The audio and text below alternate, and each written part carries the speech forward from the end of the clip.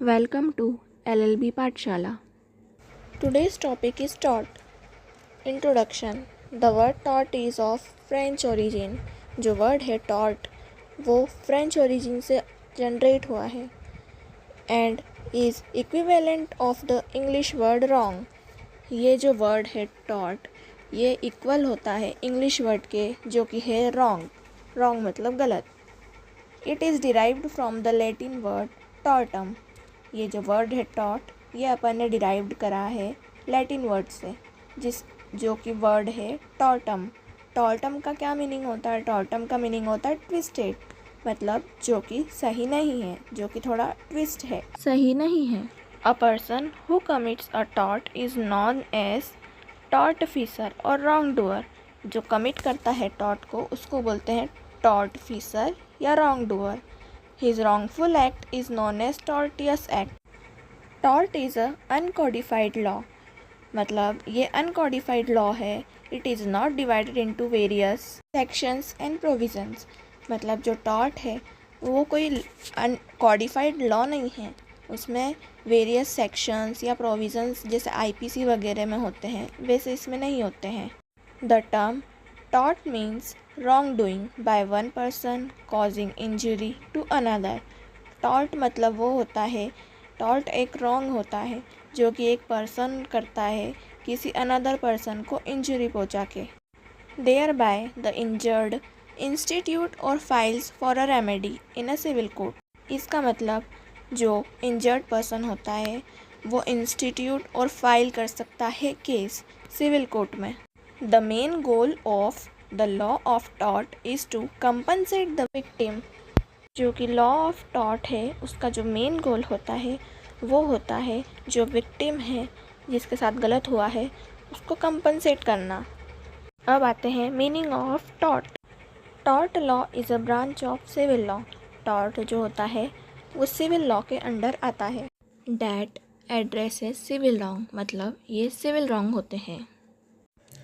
And provides remedy to individuals who have suffered harm or loss due to the actions or omissions of others. इसका मतलब ये होता है कि जो टॉर्ट होता है वो रेमेडीज़ प्रोवाइड करता है उस इंडिविजुअल को जिसने सफ़र किया हो हार्म या लॉस, किसके कारण? किसी और के एक्शंस के कारण या उसके ओमिशंस के कारण. The primary objective of tort law is to offer relief to the injured party. मतलब इसका जो प्राइमरी ऑब्जेक्टिव होता है वो होता है रिलीफ देना जो कि इंजर्ड पार्टी है उसे, इसके साथ रॉन्ग हुआ है. And deter others from committing similar wrongful act. इसका मतलब है कि ये रॉन्ग जो हो रहा है इसे दूसरे से करने से बचाना. Tort law has wide range of issues. Tort के अंदर बहुत सारे इश्यूज़ आते हैं जैसे कि personal injury, property damage, deformation and negligence. Every citizens behave responsibly and perform their duties toward society in straightforward manner. सारे सिटीजन्स की ये ड्यूटी होती है कि वो अपनी रिस्पॉन्सिबिलिटी जो कि सोसाइटी की तरफ होती है उसे स्ट्रेट फॉरवर्ड मैनर में करे. स्ट्रेट फॉरवर्ड मैनर मतलब होता है एकदम सीधा और सही तरीके से करे, ना कि कुछ गलत तरीके से कुछ भी करे. However when someone does not behave accordingly they have committed tort. इसका मतलब जो भी इंसान सीधे तरीके से काम नहीं करता है या कोई सा रॉन्गफुल एक्ट करता है या फिर किसी को नुकसान पहुंचाता है तो वो टॉर्ट कमिट करता है. Next is key principles of tort law. इसके प्रिंसिपल्स क्या क्या होते हैं? फर्स्ट है duty of cares. This principle establish that individual and organisation have a legal obligation to act with a standard care towards others to avoid causing harm. इसका मतलब कि individual या फिर ऑर्गेनाइजेशन उनकी एक लीगल ऑब्लिगेशन होती है, लीगल ड्यूटी होती है कि वो कोई सा भी एक्ट करते हैं तो उन्हें दूसरे का ध्यान रखना चाहिए, केयर के साथ करना चाहिए जो कि दूसरों को कोई सा भी हार्म ना पहुंचा सके। सेकंड प्रिंसिपल है इसका breach of duty. A breach occurs when an individual or organisation fails to meet the established standard of care. This breach can be through direct action or direct omission that result in harm to another party. Breach of duty जब कहलाता है जब हम किसी act को करने से मना कर देते हैं जो कि हमें करना चाहिए होता है, या जिसे काम को नहीं करना चाहिए होता है हम वो कर देते हैं। हम उस एक्ट को या उस ड्यूटी को स्टैंडर्ड ऑफ केयर से नहीं कर पाते हैं, उसे हम ब्रीच कर देते हैं, उसे हम तोड़ देते हैं, उसे ब्रीच ऑफ ड्यूटी कहते हैं। थर्ड प्रिंसिपल है इसका damages. The injured party must have suffered actual harm और लॉस वेदर फिजिकली, इमोशनली और फाइनेंशियली। इसका मतलब है कि डैमेजेस किसको मिलते हैं? डैमेजेस उस पार्टी को मिलते हैं जो कि इंजर्ड पार्टी होती है, जिसके साथ जो कि हार्म होता है, जिसको कोई सा लॉस होता है, वो चाहे फिज़िकली हो उसके साथ, इमोशनली हो या फाइनेंशियली हो।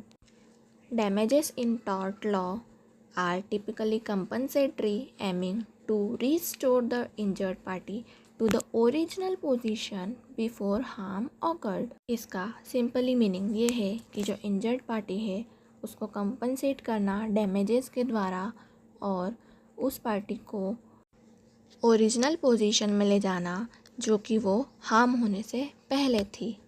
नेक्स्ट है कैरेक्टरिस्टिक्स ऑफ टॉर्ट। फर्स्ट है tort is a civil wrong. There are two kinds of wrongs. First होता है सिविल रॉन्ग, सेकेंड होता है क्रिमिनल रॉन्ग।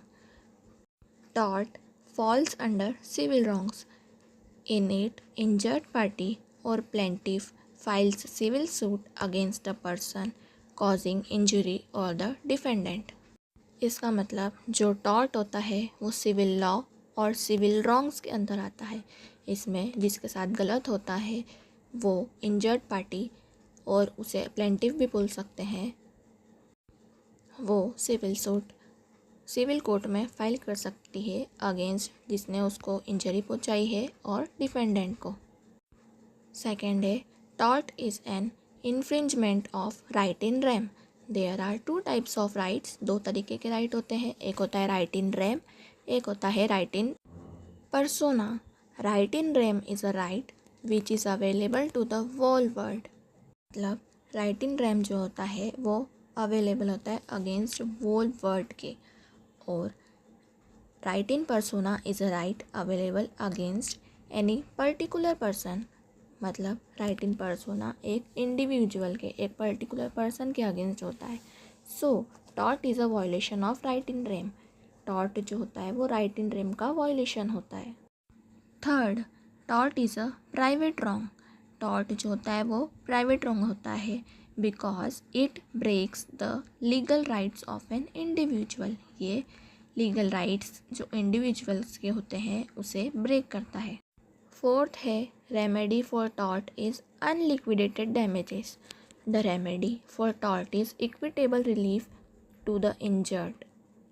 मतलब टॉर्ट के अंदर रेमेडी जो मिलती है वो इंजर्ड पार्टी को मिलती है और ये अनलिक्विडेटेड डैमेजेस होता है। अनलिक्विडेटेड डैमेजेस मतलब होता है जो कि हम पहले से तय नहीं कर सकते हैं कि कितना डैमेज हुआ है। That are calculated by the court. ये कोर्ट डिसाइड करती है कि कितना डैमेजेस देना है और कितना लॉस हुआ है। कोर्ट इसे लॉस जितना होता है उसके अकॉर्डिंग इसे डिसाइड करती है। लास्ट पॉइंट है law of tort is uncodified.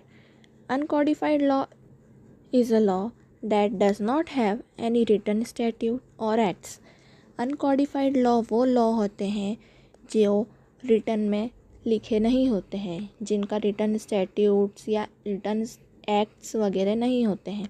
They are originated from sources such as courts के decisions, customs, principle of jurisprudence, इन्हीं सब से ये जनरेट होते हैं। The law of tort is based upon precedent and developed through different case laws, ये जो होते हैं ये डिफरेंट केस लॉज के अकॉर्डिंग डेवलप्ड होते रहते हैं। कॉडिफाइड लॉ जैसे कि आईपीसी, सीआरपीसी, जिसमें सेक्शंस, प्रोविजंस वगैरह होते हैं, पर टॉट जो होता है वो अनकॉडिफाइड है, इसमें कोई सेक्शंस या प्रोविजंस वगैरह नहीं होते हैं।